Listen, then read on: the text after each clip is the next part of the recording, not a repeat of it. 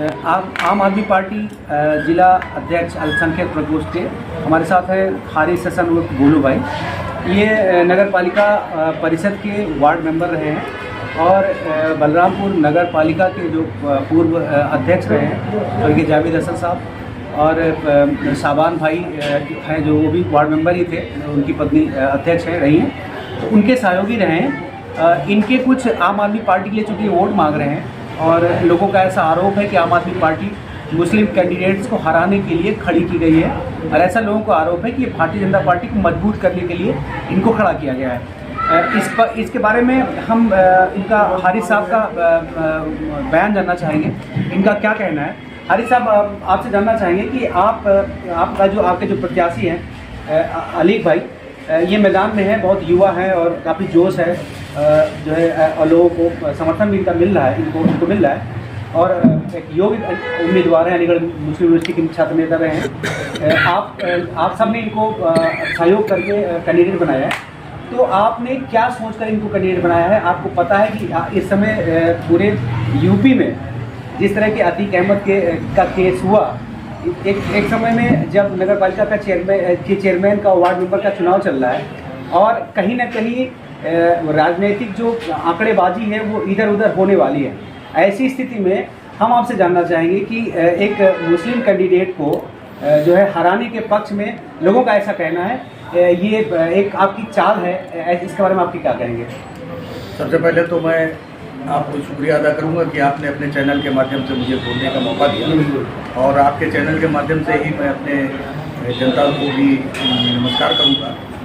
तो आपने जो सवाल पूछा जनाब कि हम हराने के मुस्लिम कैंडिडेट को हराने के, जनाब मैं इस पर सिर्फ इतना कहना चाहता हूँ कि उनकी क्रिया गुजारी थी, उनका जो कार्यक्रम था, उनके कार्यकलाप थे, वो उनको हराने में काफ़ी। नहीं, आप किसके बारे में इशारा कर रहे हैं? आप चूँकि चार बार के जो है नगर पालिका के समाजवादी पार्टी के रहे हैं, एक बार अभी मौका मिला है जो है बसपा के, आपका इशारा किधर है? चलिए, मेरा इशारा दोनों जन की तरफ है। एक्चुअली मैं आपको बता दूं कि समाजवादी पार्टी से मरहूम जावेद हसन साहब 3 बार रहे और इत्तेफाक से उनके कार्यकाल के दौरान ही उनकी मृत्यु हो गई। यहाँ की जनता ने सिंपैथी में उनकी बीवी को भी वोट दे दिया, परिवार को दे दिया कि आप चलाओ।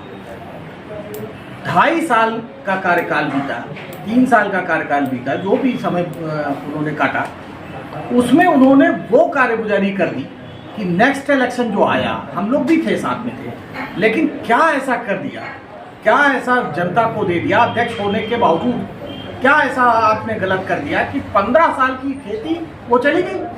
आप भी साथ में थे तो आपने आपत्ति नहीं दर्ज कराई कुछ? इत्तेफाक से मैं समाजवादी पार्टी का सभासद नहीं था, मैं आपको बता चुका हूँ, मैं निर्दल सभासद। नहीं, आप निर्दल थे तो आप आपत्ति तब कर सकते खुद? हाँ, मेरी आपत्तियाँ आप उठा करके अभिलेख देख सकते हैं, बोर्ड मीटिंग्स देख सकते हैं, सारी आपत्तियाँ मेरी मौजूद हैं। और जहाँ तक आपत्तियों की बात आप कर रहे हैं, सबसे बड़ी चीज़ ये चुनाव जो माननीय जो है वो जो हमारी भाभी जान है इशरत जमाल जी, उनका हारने के बाद उनको विपक्ष की भूमिका जो निभानी चाहिए थी 5 साल तक, जो मनमाना जो है रवैया किताबुन्निसा जी ने, हमारी जो वर्तमान अध्यक्षा हैं, उन्होंने जिस तरह से प्लॉटिंग करवाई, ड्रेनेज सिस्टम हमारा ध्वस्त कर दिया, हमारा जल निकासी की व्यवस्था खत्म कर दी, सारी चीज़ें। अभी पिछले दिनों बारिश के सीजन में 3 दिन की बारिश में वो आलम हो गया पूरे शहर का कि लग रहा था कि साले को हर जो है उसमें पानी भर गया। हम लोग कमर तक के घुस कर अपने नगरवासियों को जो भी हम उनके लिए कर सकते थे वो किया।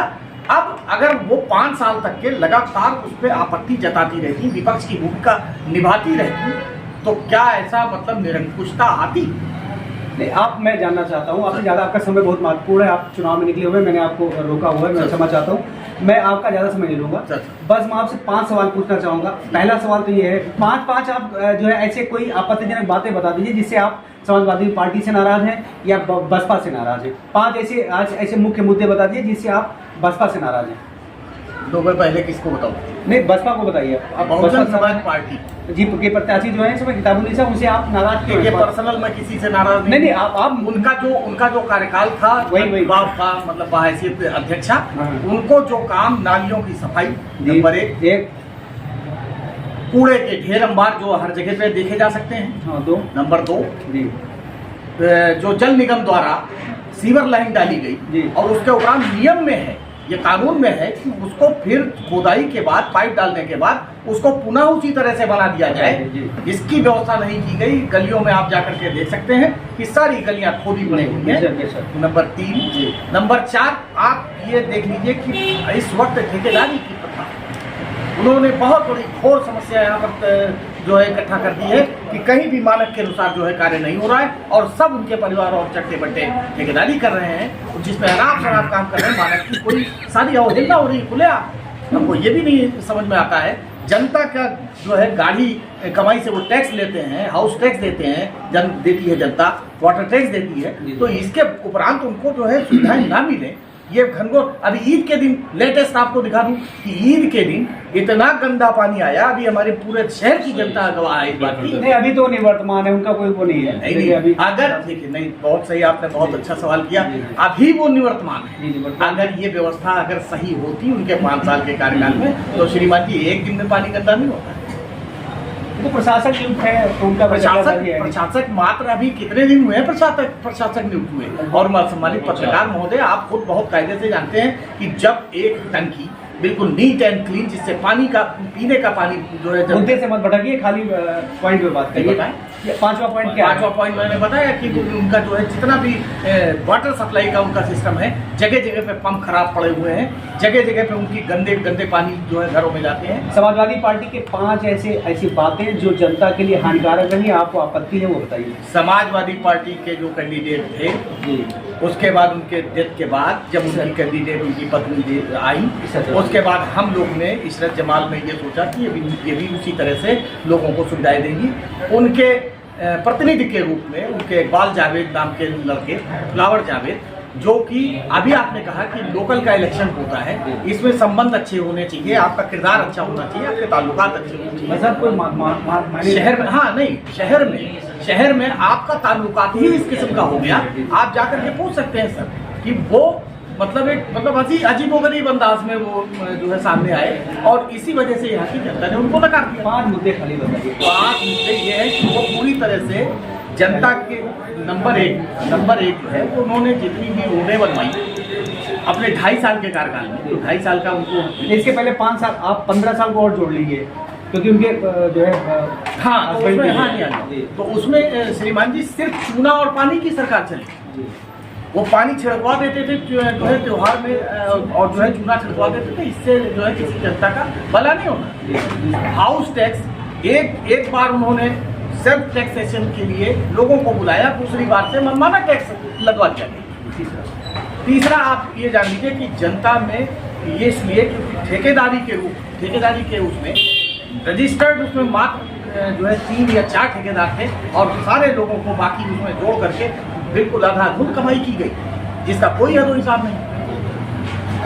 तो इस तरह से मैं आपसे बता रहा हूँ कि समाजवादी पार्टी का सबसे बड़ी बात है, अब जो मौजूदा समय में समाजवादी पार्टी, भाई साहब, कभी किसी जमाने में जब जो समाजवादी बनी थी, वो आज वो समाजवादी नहीं है। क्योंकि माननीय जो मुलायम सिंह यादव स्वर्गीय थे, उन्होंने जो सपना लेकर के उत्तर प्रदेश में एक नींव रखी, उस नींव से स्थानीय निकाय पर मैं आ रहा हूँ। देखिए आप ऊपर जा रहे हैं। देखिए, बाप जब बात करेगा तो बेटों भी बात करेगा। जनाब, मैं इसलिए कह रहा हूँ, वो समय ज़्यादा लग जाएगा। चलिए बस मैं खत्म कर रहा हूँ। स्थानीय निकाय की बात करेंगे। मैं स्थानीय निकाय की ही बात कर रहा हूँ। स्थानीय निकाय भी माननीय जावेद हसन साहब ने पहली बार जब जीता था, तो माननीय मुलायम सिंह यादव के नाम पे जीता। तो मैं वही कह रहा हूँ कि अब उनके मानने वाले, उनकी सोच वाले लोग अब नहीं रह गए हैं। समाजवादी पार्टी अब पूंजीपतियों की पार्टी हो गई है, पूरी तरह से वो उनके वोट में खेल रहे हैं। और अब हम आम आदमी पार्टी, हमारे राष्ट्रीय अध्यक्ष केजरीवाल जी के नेतृत्व में विश्वास मानते हैं। आपने उनकी कमियां नहीं बताई कि क्यों उनको वोट न दिया जाए। किसको? आपने समाजवादी पार्टी, मैंने बताया तो नहीं बताया। एक तो नंबर 1 उनका व्यवहार नहीं सही, नंबर 2 उनकी व्यवस्था नहीं सही, नंबर 3 पे वो जो है जनता के सुख दुख का हाल चाल नहीं लेते हैं, नंबर 4 उनके मच्छर में आज जो मच्छरों के प्रकोप के लिए उन्होंने फॉगिंग तक नहीं करवाई, नालियों की सफाई तक नहीं करवाई, जो गड्ढे जहाँ खुल गए थे रोड पे या गलियों में, उनका मरम्मत नहीं कराई। किसी भी तरीके से उन्होंने कोई फुलफिल नहीं किया, और इसी वजह से वो पिछली बार 3 नंबर पे थी श्रीमान जी।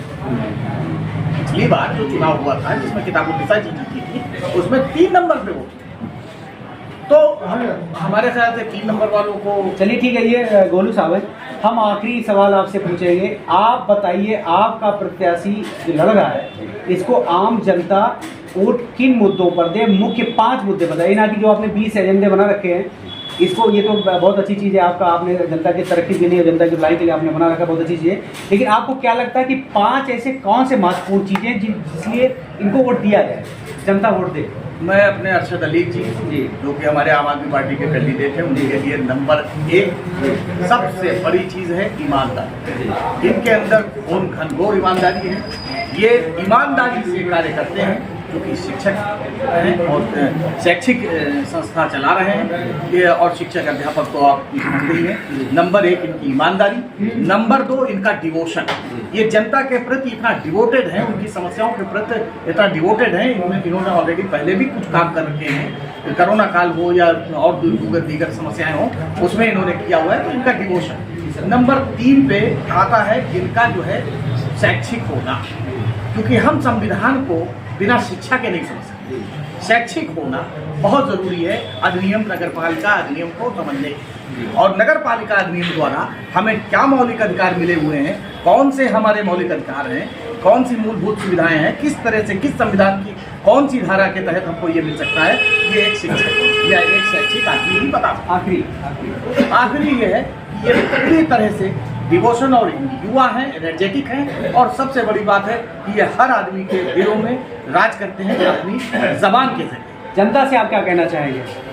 मैं अपनी प्यारी जनता से, अपनी भोली भाली जनता से मैं सिर्फ एक अपील करना चाहूँगा। सबसे पहले तो 4 तारीख को सारे काम छोड़ करके एक किनारे रख करके मतदान जरूर करें, किसी के लिए भी करें, लेकिन मतदान जरूर करें। और मेरी अपील ये है कि आप आम आदमी पार्टी के कैंडिडेट अरशद अली को इतने वोटों से जिता दें ताकि भ्रष्टाचारियों को और जो भी लोग धूर्त लोग हैं उनको एक ऐसा जवाब मिले कि पैसे की नहीं बल्कि कुछ जो है सोच रखने वालों की भी जीत हो सकती है।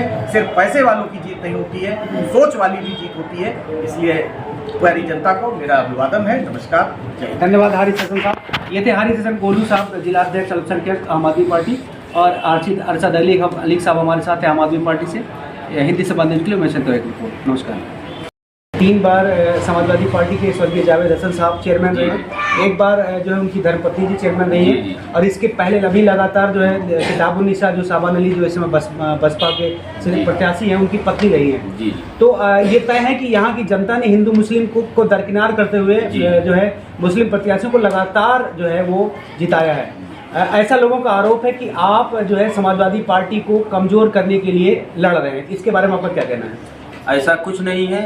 मैं, आपने देखा 15 साल चेयरमैन जो रहे, 5 साल रहे, या इसके पहले इसके बाद में जो रहे, मैं किसी की गीबत बुराई नहीं करना चाहता हूँ, लेकिन आप देखिए और सच्चे मन और सच्चे ढंग से देखिए क्या काम हुआ है।